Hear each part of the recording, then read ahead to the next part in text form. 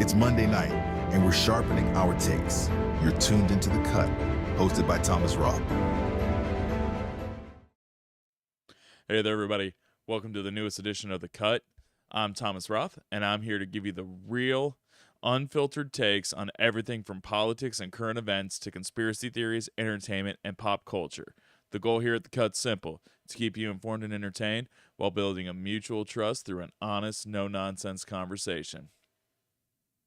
So tonight, happy October to everybody.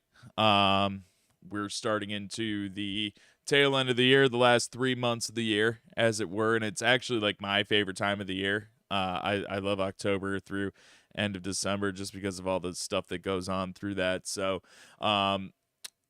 we're in spooky season, and this month is a spooky theme. Each week, we're going to be relating our topic to the spooky season of Halloween. So tonight, we're going to do a couple different things. Mainly, we're going to be diving into one of the most infamous chapters of American history, the Salem witch trials. But we're not stopping with that because we're going to explore the eerie parallels between these trials and what we saw not only in like today's political social landscape, but also the landscape from a couple decades ago. And before that, we're actually going to get a little breakdown of 5 of my recommended horror movies for you guys to check out this Halloween season. So before we get into it, I want to shout out our sponsor, and that's going to be Aquendo Productions. And Aquendo Productions is a company owned by a man of many talents, Anthony Aquendo, who's also our producer here on the show. And Aquendo Productions is going to be your answer for any type of media production that you need. If you need to get your house pictured, if you need a wedding done, if you have some homecoming pictures you need done, maybe you need some videos. Maybe you're trying to sell that house and you're really trying to pop it off and you want like a drone flyover of everything. Maybe you work at a car dealership and you're trying to get that car dealership's name out there. A drone fly through of the lot. Anything that you can think of, Anthony's got you covered. He has been doing some drift videos lately. He's been doing that the past couple years, I believe, and he's been with some pretty cool people doing that. He met someone who plays in the NFL actually doing that, so that's pretty awesome. So shout out Aquendo Productions. Hit him up. Hit up Anthony Aquendo on Facebook, or you could walk on into Cracked in the Asheville Mall and see him there, and maybe inquire about that. So let's get into it. All right. So my 5 Halloween movies that I'm going to be recommending to you for this Halloween season. I'm going to kick it off at number 5. Number 5, we're going to go with The Shining by Stanley Kubrick. So it was a book, and it was nothing like what was put on the screen. I would say it's actually scarier, but basically it's about a man and his wife and his son who the dad is an alcoholic, and he's a workaholic. He's a writer. He's an author, and he gets enlisted to take care of a hotel in the off season, and they have to go out, pack up, go out there, and go to this hotel. And this hotel's the central location, and actually like the central character of the film. It's very eerie. It's very spatial horror, I guess you could say, because it's the character is all the different rooms and the inhabitants that aren't exactly alive any longer. So it's a very cerebral movie. There's some very jarring scenes in it, and I would definitely recommend it to anyone who is in the mood to change up from the norm of that slasher and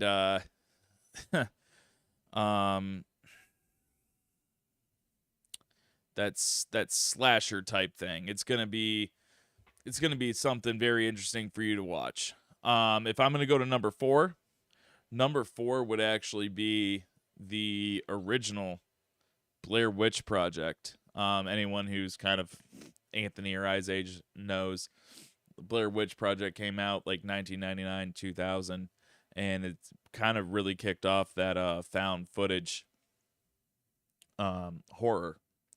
And it's unseen witch. These guys going through the woods. These two males and a female going through the woods, and they're basically just trying to find the Blair Witch, who is the central character. But again, the character really isn't the witch. The character is the woods and all the stuff that happens in the woods and how the woods plays tricks on them.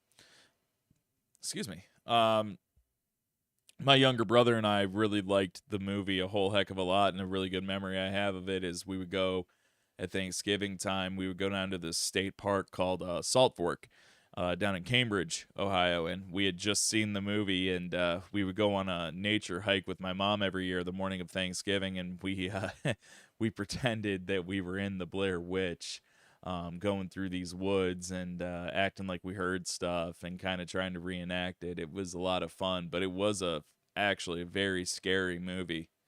The third one that I'm going to recommend to anyone, and it's kind of weird because it's a completely different genre, but it's still a horror movie, and it would be Alien. So Alien, we all know, the xenomorph, the big black alien that has the conical head and has the two mouths that come out of it, the face hugger, everything. It's a very scary science fiction film that actually spawned a litany list of sequels. Even like Aliens, the sequel, was directed by James Cameron and is widely regarded as the best sequel to any film of all time, and it's actually studied in film classes, Aliens, as being the sequel being better than the original. But I tend to think that Alien, which kicked it off, is the litmus for science fiction horror. It really takes into a lot of deep themes, assault, the unknown, being scared somewhere you can't, like in space no one can hear you scream. Well, on a space station a lot of people can hear you scream, but who's going to hear you scream when everyone's dead from an alien? But I would say it's one of my favorite horror movies of all time, and it's definitely something that you should check out. Absolutely. The second to last movie I believe that everybody should check out isn't actually a movie, but it's a mini series on Netflix called The Fall of the House of Usher, by Mike Flanagan, who's directed a bunch of movies and films for Netflix, like Gerald's Game, and he directed Midnight Mass, which a lot of people liked, The Midnight Club, kind of like an Are You Afraid of the Dark type show from when we were younger. But he also directed The Haunting of Bly Manor and The Haunting of Hill House. But The Fall of the House of Usher is inspired by the Edgar Allan Poe book, Fall of the House of Usher.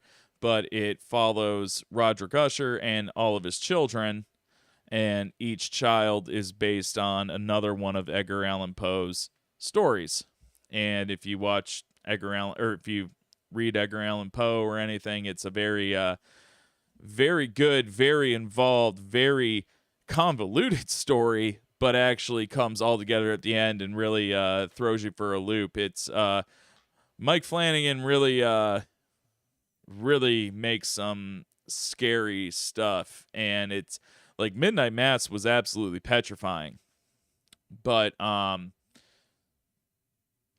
of Usher wasn't necessarily scary, but I recommend it as the second best thing to watch at Halloween because of how he weaves this narrative into all these different stories that had nothing to do with each other, with Edgar Allan Poe, into one story where you would think that it's all a cohesive story that was based on one book.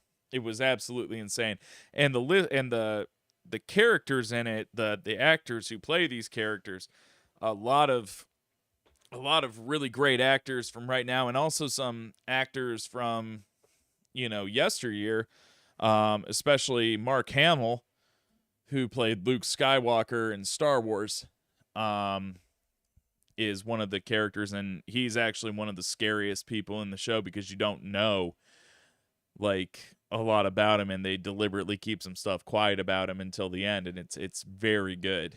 And then the number one movie I can recommend for you to watch this spooky season would be The Exorcist. Have you ever seen The Exorcist, Anthony? You've seen it? What did you think I about have. it? Like, just the first word that comes to mind. Intense. It's a very intense movie. So they're actually remaking it with Flanagan, who I just talked about, doing it. So it's gonna definitely be good. But The Exorcist is probably the formative horror movie for me. I remember I was young. I was probably 10th, 11th grade.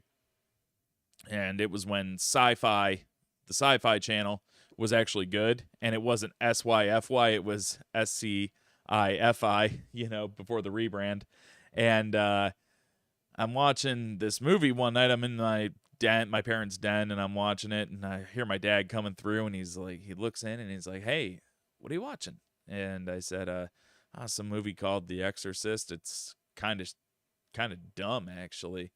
And my dad goes, "No, you need to turn that shit off right now." And I was like, "Why? Like, for what purpose? Like, it's not bad." He was like, "No, just trust me, you don't want to watch it." So I turn it off to appease him, but then he leaves, he goes to bed, and I turn it right back on, and I'm really not scared. I thought it was kind of cheesy. But then I get to college a couple years later. It's summertime, midsummer, and I'm just kind of hanging out in my frat house that I lived at the time. And a Family Video had just opened up in town, and I go to it, and you rent 2 movies, get 2 free. I'm going through, and The Exorcist is there, and I was like, "Oh, well, this was all right. I mean, I'm getting a pizza. I'm going to do this and that and the other things." So I pick it up, I pop it in. And that wasn't the same fucking movie that was on the Sci-Fi Channel. It was absolutely terrifying. Linda Blair, who played the young Reagan, the main actress in the movie, the stuff that they did to her during filming to make her have that voice, to put her through the emotional and mental trauma that they put her through to get her in the headspace for that is terrifying in and of itself. But the film, the religious aspect of it, of the devil going into a little girl, a helpless little girl, and all the things that happen to her, and these priests that just want to help this little girl out and exorcise her from the demon inside of her, was truly not just jarring, but petrifying when I finally got it and finally saw the unedited version. So much so that I went to bed that night at my frat house, and there's only like me and like 2 other guys at the house that night, and they're gone. And I ended up hearing a couple bumps in the night. I ended up actually getting out of bed at like 1 a.m. and driving home from Pittsburgh to Ohio up to Ashtabula to go to sleep at my parents' house. I didn't go back to that house for a couple days, but it was absolutely terrifying. And I definitely think if you haven't seen the movie, do yourself a favor, watch it, because it's kind of like that initiation right into horror, in my opinion. So thank you so much for joining me for Tom's 5 Halloween viewing recommendations. Go ahead and like, share, and comment on this part of the video, or if you see it later as a short, go ahead and do that as well. And don't forget to subscribe to the channel so we can keep getting you great topics every day. But now we're getting the meat and bones of tonight, and that's the Salem witch trials.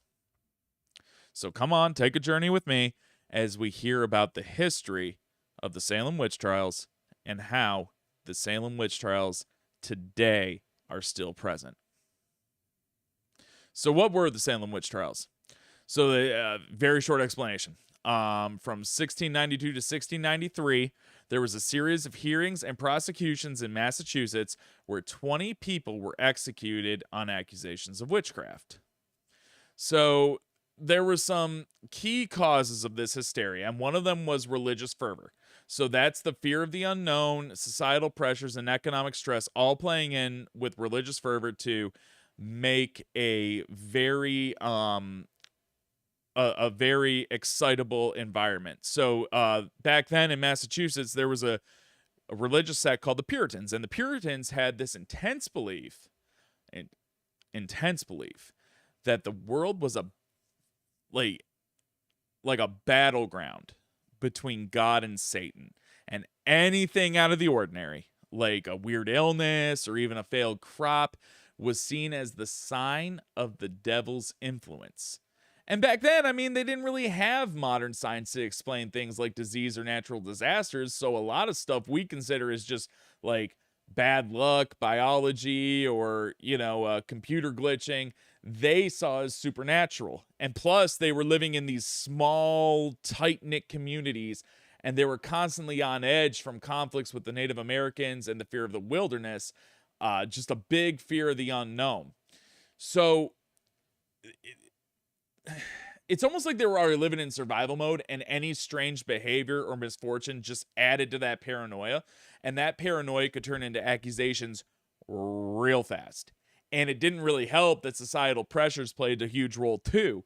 You had strict social rules, like social societal rules, especially for women. So when young girls started acting strangely, it freaked people out because it upset the social order. And all of a sudden, all these powerless girls had everybody's attention, right? And we talked a little bit earlier about the tight-knit communities. And within these tight-knit communities is community division. Salem was actually split between Salem Village and Salem Town. So the village was more rural and struggling, while the town was a wealthier area that had more commerce going on. And that economic tension absolutely fed into the accusations. A lot of people accused were those who were on the fringes of society, people who were already seen as different or weird. And beyond that, you had people using the trials to settle old grudges or to grab land. Property disputes were a big thing, and accusing someone of witchcraft could be a way to take their land or assets. So we're not just talking about mass hysteria, but real economic stress feeding into this too. So people saw a chance to eliminate rivals or to take something they wanted. Sound familiar? It's wild because once the accusations started, the fear spread like wildfire. People were afraid of being accused themselves, so some people started confessing or pointing fingers just to save themselves. And it turned into this massive snowball effect of mass hysteria. And to compound the mass hysteria, there were talks of ergo poisoning going on during that time as well. So if you don't know what ergo poisoning is, some historians who actually have researched the Salem witch trials, that kind of thing, think that there was a fungus in the rye bread that they were eating, and that fungus could have caused hallucinations and paranoia. It's an interesting idea, but not everybody buys into that theory. But let's go back to what I said earlier. There was no internet, and there was no like actual belief in science, because again, these Puritans viewed Earth as a battleground between God and Satan, right? So having that, there wasn't the science behind it anymore. It's just a supernatural occurrence, right?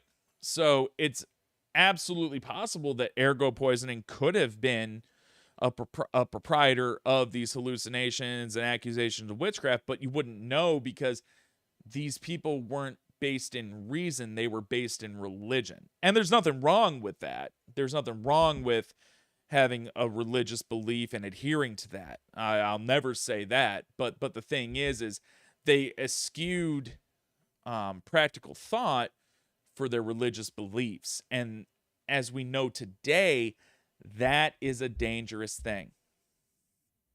So to sum it up, it was a mix of religious paranoia, fear of the unknown, social tension, and economic stress. And once people got scared, things spiraled out of control. And it was the perfect storm of factors that made the Salem witch trials happen. And it's a reminder of how fear, when left unchecked, can lead to some pretty extreme consequences. So, what are the impact of the witch trials, right? So, first of all, lives were destroyed by fear and unfounded accusations.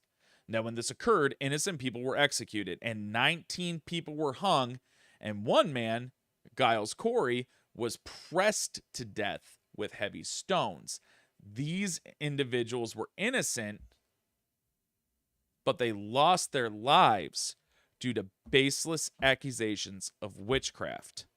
And many of those accused really didn't have real evidence against them, only rumors, fear, and the claims of a few individuals.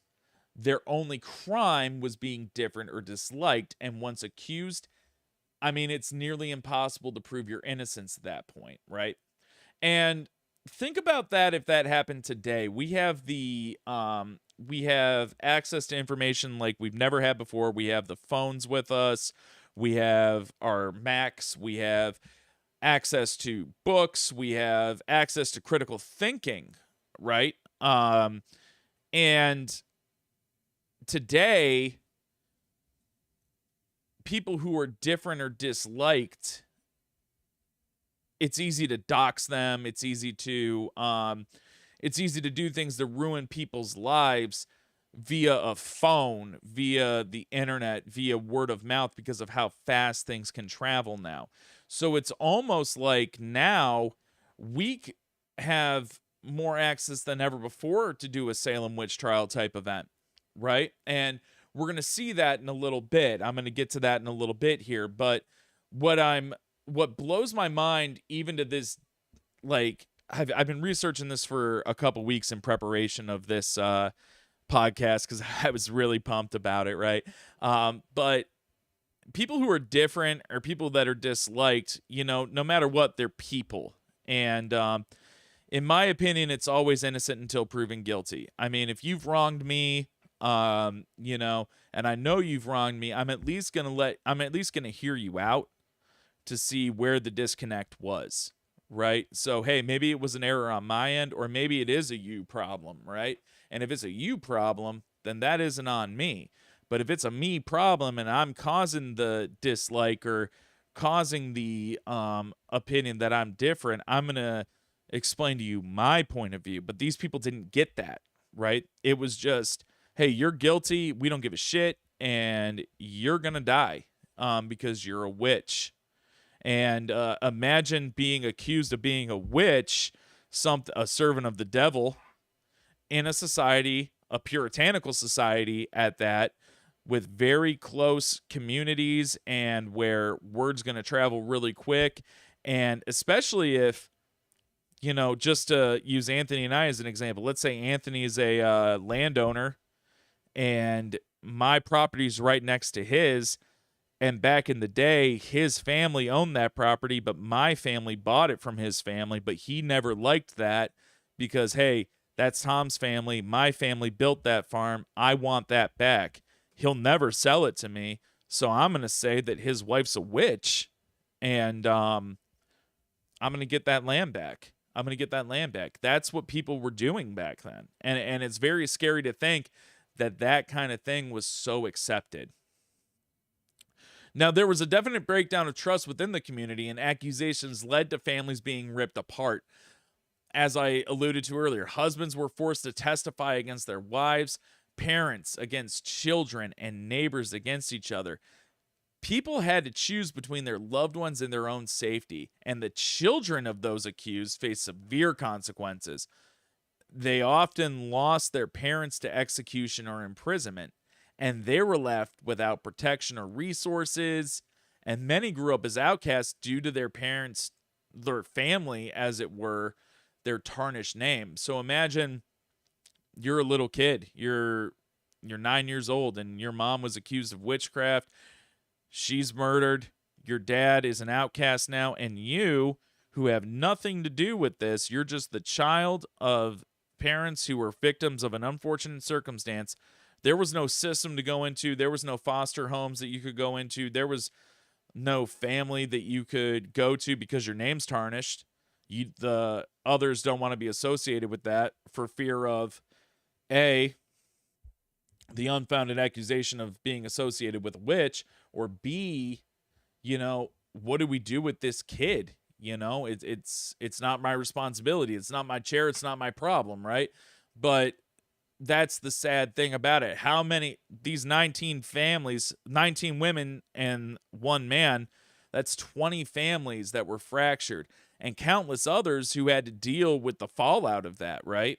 It's a very sad and depressing point in American history. And as a result, Salem is left fractured with deep distrust between families and neighbors who had once lived very peacefully together, and many never forgave those who had accused them or their loved ones. And the community was permanently scarred by the trials. And it doesn't just stop there. There's a generational impact of the trials. Even after they ended, the trauma and stigma lasted for generations. The descendants of the accused were often marked by the events, and the community struggled to rebuild the trust. This chapter in history has become a symbol of injustice and mass hysteria as a result. And the Salem witch trials represent how fear, suspicion, and paranoia can lead to the breakdown of justice and rational thought. Okay? The trials, it was the breakdown of justice because the trials were marked by false accusations, where people were charged with witchcraft based on flimsy evidence, dreams, rumors, personal grievances, to name a few. There's really no real proof of witchcraft ever being presented, yet innocent people were convicted and executed. And to go expound on that, there was a lack of a fair trial. The legal process was deeply flawed. The accused were presumed guilty until proven innocent, and many were convicted on spectral evidence. Claims that the spirits of the accused appeared in dreams or visions to harm others. This kind of evidence was impossible to defend against, as you can imagine. Again, going back to the religious aspect, God versus Satan, and in the dreams, these spirits are harming me in this dream. They have a vendetta against me. They're coming after me. And it's kind of crazy to think that would be permissible in a court of law, but let's not forget the legal system back then isn't as evolved as ours is today. I can't really imagine a scenario where this would fly today. At least I hope not. I mean, with how our country is anymore, I mean, it's kind of crazy to think that it ever would be permissible, like a spectral evidence claim. But I mean, crazier shit's happened, right? Crazier shit's happened. But I think in any type of court of law, evidence needs to be able to be defended against. You need to be able to have A, your day in court, and B, you need to be able to defend yourself, be presented with evidence, and be able to say, hey, this isn't true, and this is why it's not true, right? But how do you defend against spectral evidence? You don't. Other than to say, how's that permissible in court? I can have a dream about anything. I mean, shit, one time I dreamed that I was on an NFL team, and I'm not athletic at all. I mean, but by that logic, I played for, I think it was like the New England Patriots or something in the dream. So could I argue in with this that they owe me a paycheck. You know what I mean? Like, it's kind of crazy. So fear was as we can see, fear was overriding logic. And the trials showed how quickly fear and superstition can override logic and reason. People stopped asking for evidence during these trials, and instead they relied on emotions, rumors, and fear of the unknown. And this panic-driven decision-making led to the lives of innocent people. So it's almost like these trials become an example of how fear can make people believe the unbelievable. At its core, the witch trials were driven by fear of witchcraft, a concept that today we understand that as being entirely imagined, right? Yet, because people were scared, they accepted it as reality. And that's kind of crazy, because you have to, I think, discern fear from reality in any aspect of your life. You can be afraid of something, and in your head you're envisioning every scenario of how something can go, right? And you compound, you make the unreal real, right? And Bill Burr, a comedian, said something very poignant that I started adhering to in my life when there was some stuff going on that I kept convincing myself was real or would happen. And Bill Burr says, hey, is it okay today? Well, then you're fine. And keep living like you're fine. Keep living like you're fine until it isn't, right? Because in the end, it'll be okay, as long as everything runs its course. But these people didn't have that, because even though they knew that they weren't doing anything wrong and that they weren't witches and that their presence wasn't making the crops fail, that their presence wasn't making people actually go crazy, it was just people being pretty damn good actors, they weren't able to defend themselves against that because of this religious fanaticism. And it became a literal witch hunt. And the term witch hunt has now become synonymous with unfair persecution or a campaign against a group of people based on fear or suspicion rather than facts. And the legacy of the Salem witch trials lives on in this phrase, showing how deeply the trials have impacted how we view and discuss justice and mass hysteria. So we're going to get into now how this parallels today's society. And if you're still with us, I really appreciate it. Go ahead and like, share, subscribe, anything you do to this channel, to this video, whatever, so you can keep getting information from us and you can keep getting excellent videos produced by the best producer in the damn land, Anthony Aquendo, who is off camera doing his thing in his comfort zone. And we really hope to see you guys on the next episode. But now we're going to get into how the Salem witch trials parallels today's society.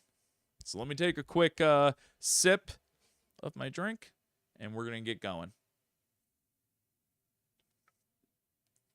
So, today's society, what do we have? We have something that kind of permeates the celebrity world and our world more than I think is apropos, and that's cancel culture. So what is the definition of cancel culture? As defined, the definition of cancel culture is the modern day practice of canceling or ostracizing individuals, often without the full due process of the law or evidence. So to compare that, like the witch trials, modern cancel culture often relies on public opinion rather than facts. Fear of being labeled or burned in the public eye can lead to reputational destruction. So, a couple examples.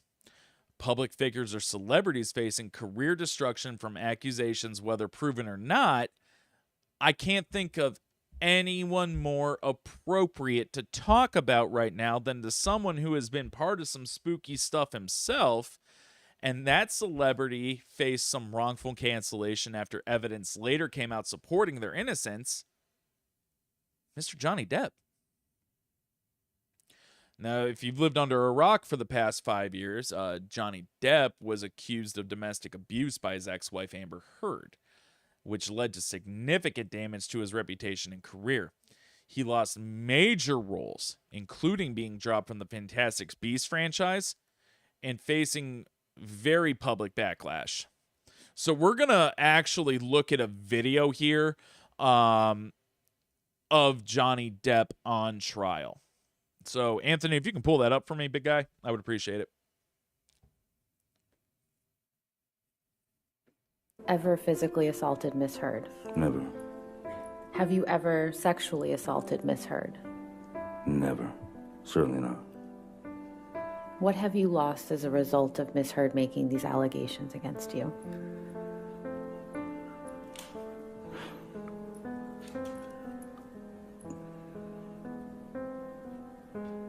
Nothing less than everything. Nothing less than everything. The second the allegations were made against me, the accusations, the second that more and more these things, as I said, metastasized and turned into fodder for the media, or once that happened, I lost then. Mr. Depp, have you... So that is from Johnny Depp's disposition during the Amber Heard trial. Miss Heard accused him of untold abuse, physically and sexually, and Johnny Depp vehemently denied it.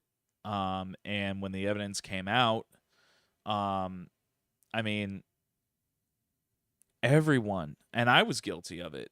What a fucking piece of shit. You know, I mean, who would ever do that? Like this dude, and if you know Johnny Depp, I mean, you know, the dude parties. There was some stuff that came out during the trial, like where Johnny was hanging out with Paul Bettany. And Paul Bettany, another famous actor. If you guys don't know who Paul Bettany is, I'm sure you've watched a Marvel movie or two. He's Vision in the Marvel movies, my favorite Avenger. But Johnny Depp's talking to him, and they're talking about like doing cocaine together.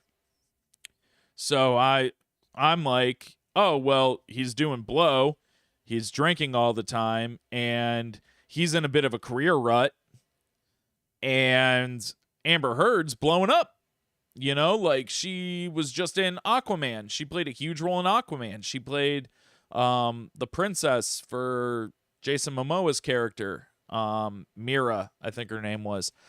She was in the Justice League movies. She was in a bunch of other movies. And by all accounts, when you see her on the screen, she's got a beautiful smile. She seems like just like this nice lady.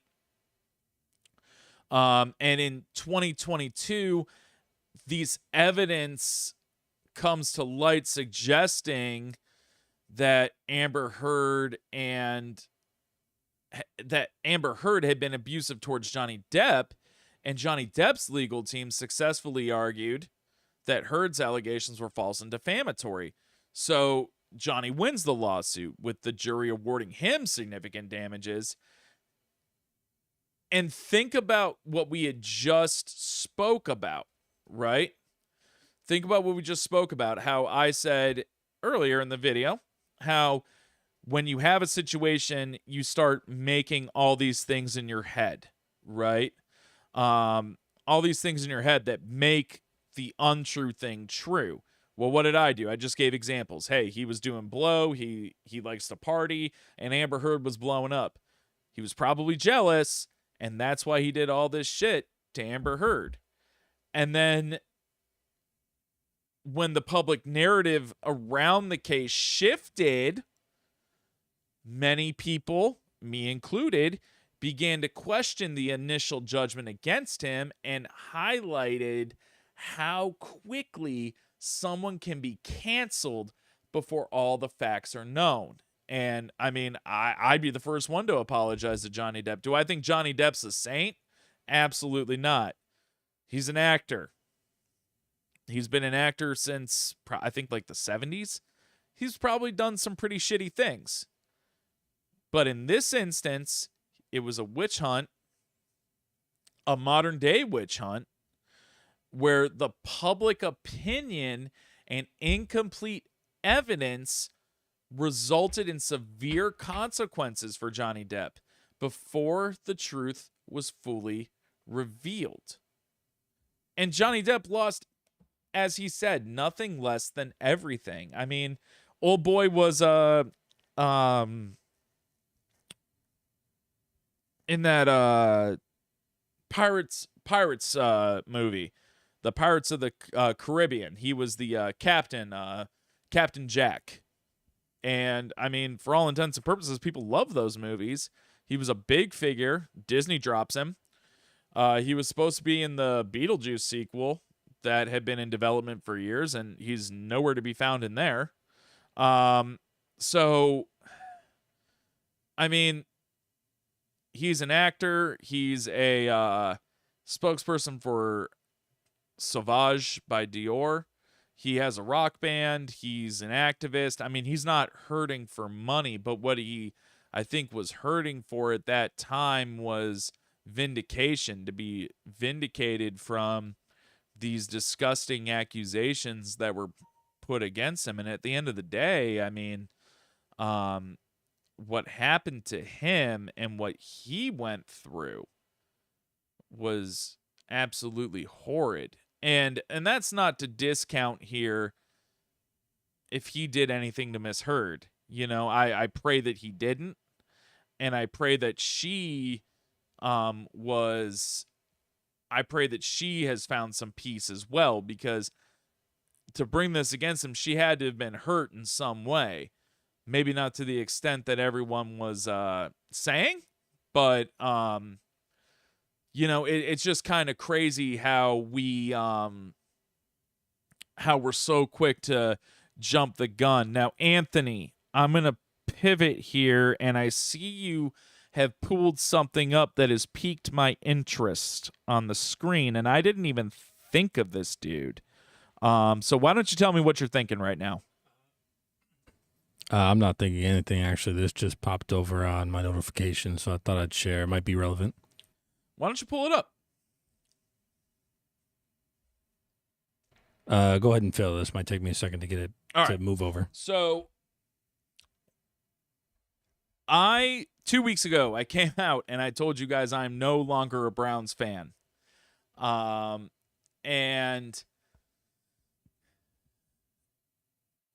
I remember 4 years ago, it was a rainy day.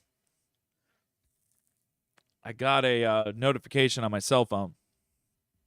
The Cleveland Browns have made a trade, sending 3 first-round picks and some fodder to the Houston Texans for Deshaun Watson. And I remember at that time, Deshaun Watson was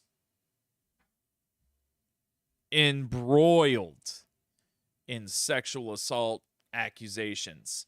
Just disgusting accusations. And people who were Browns fans were split down the middle, kind of like Salem town versus the village of Salem, right? In one camp, it's, hey, this is disgusting. Why would we ever do this? And on the other hand, it was, we don't even know if he did it. All I know is that he wins football games, and we need a quarterback that can win us some football games, right? So I thought about it for a little bit, and I remember thinking, well, I'm not looking for the dude to be my role model, and I'm not looking for the dude to be my son's role model. I'm looking for a guy who can win football games. And that's, in hindsight, that's a pretty disgusting thing to say, and I apologize for thinking that. But Deshaun Watson continues to this day be accused of sexual assault. And Anthony, for people that can't read that on the screen, what are you seeing there? So that says Browns QB Deshaun Watson reportedly settles latest sexual assault lawsuit. So the assault was settled confidentially, according to Mary Kay Cabot, who is a sports beat reporter for Cleveland.com. That lawsuit, I know, prompted another review from the NFL, and it accused him of sexual assault and battery and intentional infliction of emotional distress. And this is from Ryan Young of Yahoo Sports. It was similar to the nearly 24 that were first filed against him when he played for the Houston Texans, though it was unrelated to the initial claims. Terms of the settlement are not known. So when Deshaun Watson came to Cleveland, there was a witch hunt on Deshaun Watson. He was canceled. In my opinion, he was canceled as a person. He became, because I think of professional athletes in any sport as two things, as two people, really. I think of them as the person, and I think of them as the athlete. Okay? So at that point, Deshaun Watson's two people. He's a person and an athlete. The person, Deshaun Watson, didn't exist to me anymore. It was just the athlete, right? All I cared about was him being on the field and winning us football games. But shit, he can't even do that.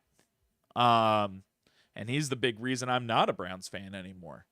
But there was a witch hunt on Deshaun Watson. And in my opinion, that witch hunt is completely justified, because there was 24 cases of sexual assault that he was accused of. And I'm not saying 24 women lied, but I'm also saying it's probably very unlikely that 24 women are telling the truth. Not to discount what he put them through, but an example of a very close to home witch hunt was Deshaun Watson and the cancel culture that surrounded him. And before we get into the next part of how the Salem witch trials impacted later society, I want to pose a question to you guys. Can someone who is canceled ever redeem themselves? Think about that.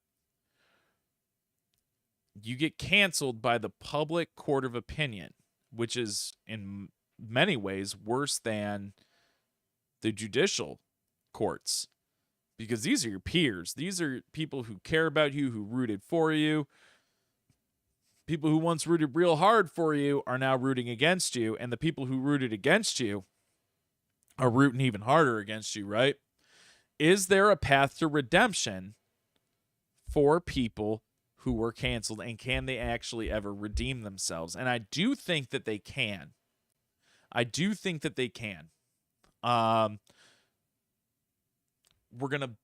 gonna beat the sports thing into the ground today, Anthony, and I apologize, but I will direct all of you to one man, and his name is Michael Vick.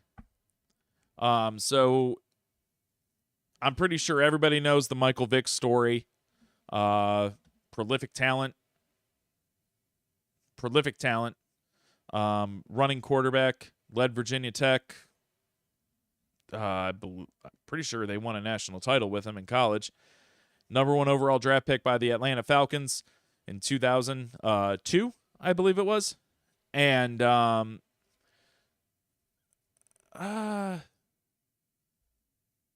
believe, in my opinion, he's the greatest athlete that's ever lived.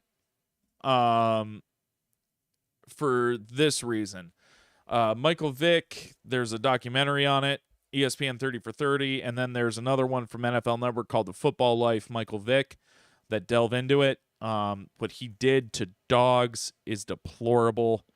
It was 2007. I was living with a young man, friend of the show, Marcus Pearson. We were living together at Westminster College. I'm actually playing Madden when it's going on, and Marcus says to me, "Hey, yo, bro, he's guilty. He's going to prison." And Michael Vick went to federal prison.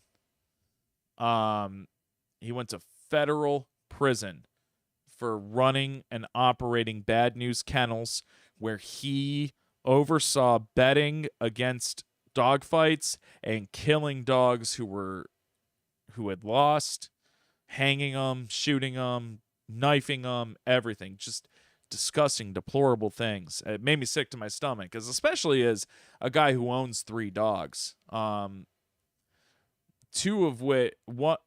of which is part pit bull, which was what Michael Vick fancied, were pit bulls.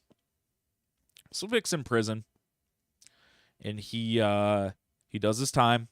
He comes out, and Donovan McNabb, quarterback for the Philadelphia Eagles at the time, says, "Hey," to his coach, Andy Reid, who's now with the Kansas City Chiefs. He says, "Hey, coach, like, I think it'd be really good to get Mike in here. I know he's sorry for what he did, and I think that we could use him, even if it's just like in practice, to run the scout team." So Andy Reid says, okay. They get approval from Jed York, owner of the Eagles, and they bring Michael Vick in. And, his first season there, it's kind of, he's just there. There was a lot of vitriol amongst the fan base, Philadelphia and nationwide. I mean, just he's walking in and they're throwing blood on him. PETA's doing campaigns against him, and he's handling it with grace and humility. And he's apologizing for what he did. And he starts going to events and telling kids not to do these things and why it's bad. And he says something very poignant. He says, "You are the people you surround yourself with." And he admits that he surrounded himself with people who he should have left back in Virginia, where he's from. Because sometimes when you get to a certain level, you can have your buddies, but sometimes your buddies don't always have you. You know what I mean? They don't always have you. They don't have your best interests at mind. They don't have, they see the money, they see all that stuff, and they want it too, because they feel like you owe them. Well, Michael Vick starts to separate himself, and then he gets thrust into action. Donovan McNabb goes down. Kevin Cobb goes down. Vick plays, and he does well. He does very well, actually. So much so that Donovan McNabb gets traded to the Washington Redskins at the time, who are now the Commanders. Kevin Cobb's the starting quarterback. Cobb hurts himself. Vick goes in again. And what happens? He does great. And he leads them to the playoffs. He becomes the highest paid player in the NFL again. And by all accounts, and all intents and purposes, he becomes the Michael Vick, popularity-wise, that people remember, right? And I think that his path to redemption wasn't so much being good at football. Because you can be good at football, dude. You can be great at football. But that doesn't mean you're a good guy. That doesn't mean you're a good person. But owning your actions and showing that you are actually sorry for them, I think that is that is the path to redemption for someone who's been canceled, is owning your actions and not just saying you have an actionable plan to change yourself, but actually doing it, right? He went to events and spoke about dogfighting. He said how wrong it was and how sorry he is. And there was actually sadness to him. Like, you could see that he was broken by it. And that was not cool to see, but it was nice to know that there's a gentleman out there who not only was canceled, but came back from it using his God-given abilities of football, but was able to use those God-given abilities of football to make actionable change in today's world, in terms of bringing awareness to dogfighting and how wrong it was.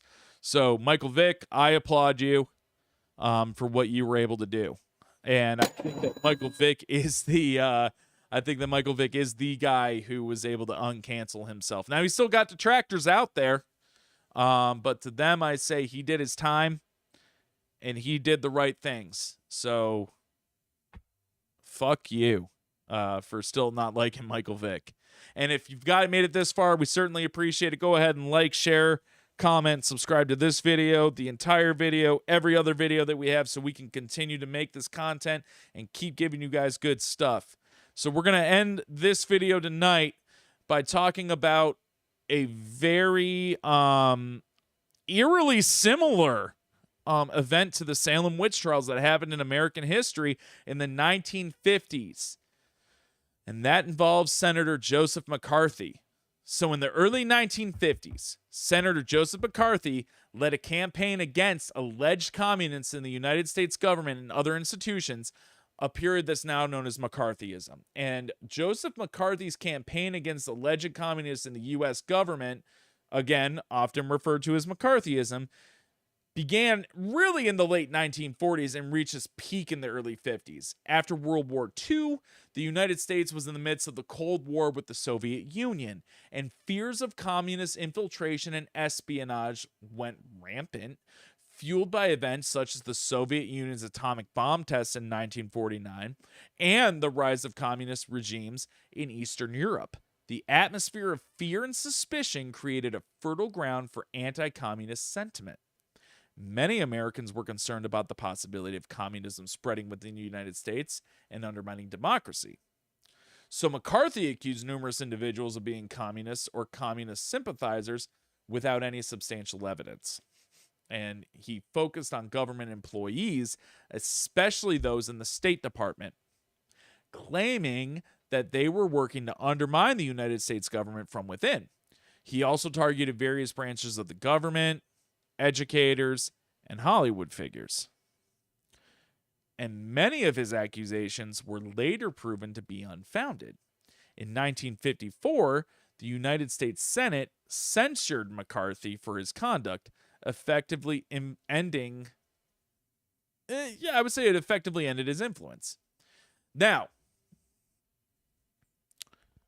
McCarthy's downfall began with the televised Army McCarthy hearings in 1954, where his tactics were finally exposed to the public. So imagine that. This dude's running rampant. He's going on and on and on about how this person's a communist, that person's a communist, just accusing them, and people are believing it because, hey, it's Joseph McCarthy, and he's pretty well respected, and we should probably believe him because he wouldn't lie to us. But his tactics being finally exposed to the public, such as aggressive questioning and lack of evidence, turned the public opinion against him. Now, McCarthy's actions are often cited as a historical example of a witch hunt, where again, fear and suspicion led to the persecution of individuals without proper evidence. So his campaign against communists in the United States government was marked by a mix of genuine fear about communist infiltration and his own opportunistic exploitation of those fears. So initially he was popular. It was the lack of credible evidence for his claims and his aggressive tactics ultimately leading to his downfall, right? Illustrating the dangers of mass hysteria and the consequences of unfounded accusations. So, we see there that it's a complete mirror of what happened in the 1690s in Salem. Someone said something and they had a bit of charisma about them. They had a bit of wherewithal to them where they could generally sway the public opinion to their side. And then people start to see some cracks in the story, right? And then the public trust goes away. So you could say that Joseph McCarthy was leading a modern day witch hunt against communism. Now, communism spreading into the United States was a real fear, right? I mean, it's very easy to get ideologies spread in the United States through word of mouth and convincing, you know what I mean? It's very easy. I mean, we see it every day with some of these political figures that we have, like, and the vitriol that's filed against them. Some people are very staunchly for this candidate, but then a buddy or a website or X like Charlie Kirk or Tucker Carlson will go on and downplay these people, and that sentiment spreads to one person and then it spreads to another, and before you know it, opinions are swayed. And that's the good thing about America, because we're allowed to have opinions and we're allowed to be swayed and we're allowed to have our own opinions. But if left unchecked, that shit can be pretty fucking dangerous. And there's accusations of witch hunts in the political rhetoric even today. This term is used across the political spectrum to describe investigations or scandals. So Trump and the Russia investigation, claims of corruption investigations against political opponents. Two examples right there. So the impeachment trials and their framing by different political factions as unjust or politically motivated witch hunts, allegations within political campaigns designed to undermine candidates without concrete evidence, fear and division as political tools. These are all examples of how a witch hunt plays in to modern day politics. So I talked about fear and division as political tools. And that's the use of fear to galvanize a base or create enemies, immigrants, political opponents, the media. And in Salem, fear of witches was used to control and manipulate the masses. Today, fear of the other is a powerful political tool. So just as an example, so we label opposing political ideologies as extreme threats to the nation, which leads to irrational decision making, right? And the danger of mass hysteria in modern times is very prevalent. Going back to the Salem witch trials, the mass hysteria, it's still dangerous even today. Social media amplifies this hysteria. So in Salem, rumors and baseless accusations spread quickly. And today's equivalent is social media. Social media, Facebook, X, all of those things are the different village and town in Salem, right? Someone posts something on Facebook, it doesn't even need to be founded in fact, but if someone makes it convincing, George Costanza in Seinfeld said it best, it's not a lie if you believe it, right? He says it to Jerry. And that's what social media is. It's not a lie because those people believe it in their eyes. And then that misinformation gets spread. And then we have things like QAnon, that come out. This guy starts on 4chan and he starts posting all this stuff about Trump being a Christian sent from God, and he's going to have all this he's going to have military tribunals at Guantanamo Bay, and people are going to get mass executed that are traitors to America. And people actually believe that shit. People actually believe that that was going to happen. And it was all because of social media. Now, it's not just social media that plays into this, but it's also echo chambers. So the echo chamber is an online space where only one viewpoint is allowed, which leads to like a mob mentality, kind of like in Salem. So a prime example, and I might get crucified for this, but Parler. It's an alternative to mainstream social media platforms, and it's popular among right-wing and conservative users. And many users flock to Parler due to the perceived censorship on platforms like Twitter, X, and Facebook, which led to a concentration of very like-minded individuals. And the result was an echo chamber where conservative views dominated and counter narratives were very rare or they were discouraged, right? So you have there exactly what happened in Salem. It was one way, and anyone who spoke out about it, it didn't apply. It was an echo chamber. Salem was an echo chamber for witch hunts, and witches existed, and they needed to be dealt with, right? And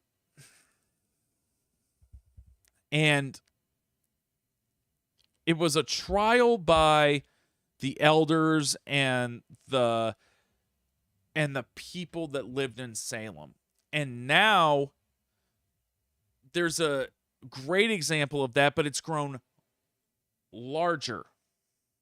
It's a trial by media now. People are judged in a trial by media anymore. So individuals or groups are judged before evidence is even verified. And one of the most prominent examples of a trial by media in the celebrity world is the O.J. Simpson murder trial in the 1990s. And this case captivated the public and was a clear instance where media coverage played a major role in shaping public opinion, often overshadowing the legal proceedings, right? So when the O.J. Simpson trial happened, it was one of the first times where it was like uninterrupted, unmitigated, full access to everything. You were getting dramatized clips of the white Bronco being chased on the freeway. You were getting the first memes. Like now we have 100 new memes a day, but the first, I think, meme ever was, if the glove doesn't fit, you must acquit. You know, because famously the glove didn't fit OJ, and that was the glove that they found at the murder scene. And the trial was done by the judge and jury. But the real trial was the court of public opinion and the media, who were framing this case and framing everything the way that they wanted us to see it. O.J. Simpson was a media darling. O.J. Simpson was that guy, you know, like, famously, someone asked him about race relations in America and how being a black man impacted it. And he looks at him, he goes, "I'm not black, I'm OJ." You know, like, in other words, I'm not a color, I'm O.J. Simpson. You know, like, and people loved him for that. Right? People loved him for that because OJ wasn't concerned about those things. OJ was concerned about being a good football player. And evidently, OJ was also concerned that his wife was fooling around on him and decided to take the law into his own hands. Because he did it. I mean, he absolutely did it. But the court of public opinion will tell you that it doesn't matter because OJ was, before that, he was a great guy.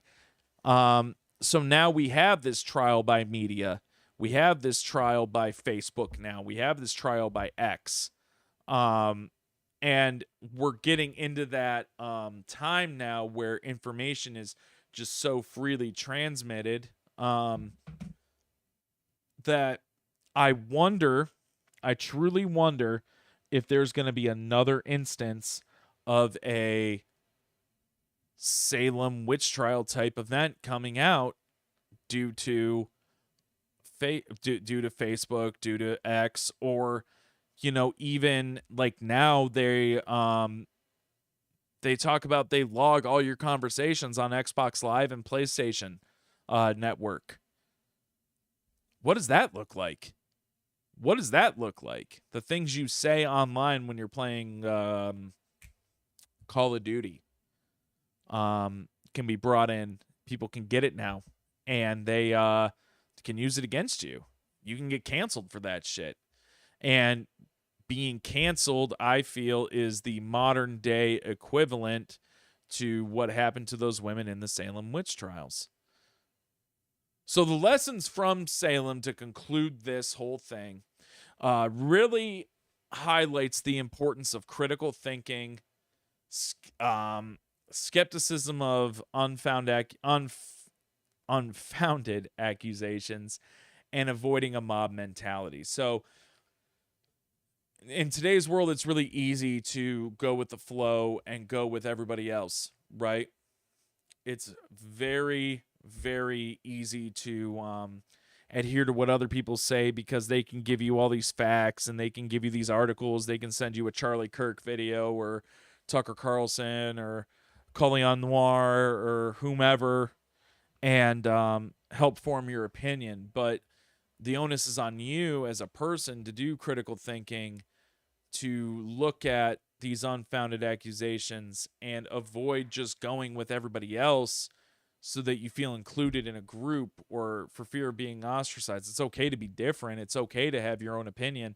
It's okay to form your opinions on someone or something and deviate from what's accepted as a societal norm, as long as you do your research and you do the things that facilitate critical thinking. I don't like when people just go with other people because it's easy, right? Nothing worth having in life is easy, and having a good opinion and having strong opinions are one of the most important things that you can have. And unfortunately for these 20 people in Salem back in the 1690s, they didn't have people who were willing to critically think. They didn't have people who were willing to be skeptical of an unfounded accusation like, hey, like, they came to you in a dream and said this. Well, that was a dream, bro. Did they do it in real life? Because if they didn't, it's just a dream. Like, I dreamt I was riding a horse in Camelot the other day, but does that mean that I need to be in Camelot riding horses? No, And the mob mentality, they were so afraid of being ostracized from their peers and losing their land and losing their societal status that they joined this mob mentality. And unfortunately, we see a lot of mob mentality today on both the right and the left politically. And I mean, you're never going to get rid of that. You're never going to get rid of the political mob mentality going on, especially when you have polarizing figures such as Kamala Harris and Donald Trump as your candidates. It's going to inspire a mob mentality, unfortunately, but warranted or unwarranted, at the end of the day, these people want to help our country. Joseph McCarthy was doing what he thought was right, but unfortunately, he went about it in a Salem witch trial manner and just started doing unfounded accusations and ruining people's lives for really no reason other than he believed it. So other people should too, because he was an expert. So a call to action for you guys would be, if you're watching this far, what do you think? Do you think that we could encounter another Salem witch trials situation in our world today? Or have we already encountered one post-McCarthyism? Let me know in the comments what you think. But that's going to end our show for the evening. I really appreciate you guys sticking around. Go ahead and like, share, comment, and subscribe to this video, to this channel, and everything else so we can continue to give you great content. I really hope you guys enjoyed it. Next week, we're going to keep doing some spooky stuff, and we're going to end the year with a lot of fun episodes. So I'm excited to be here on Mondays with you guys. Have a great night. You've all made the cut. Have a good evening, everybody.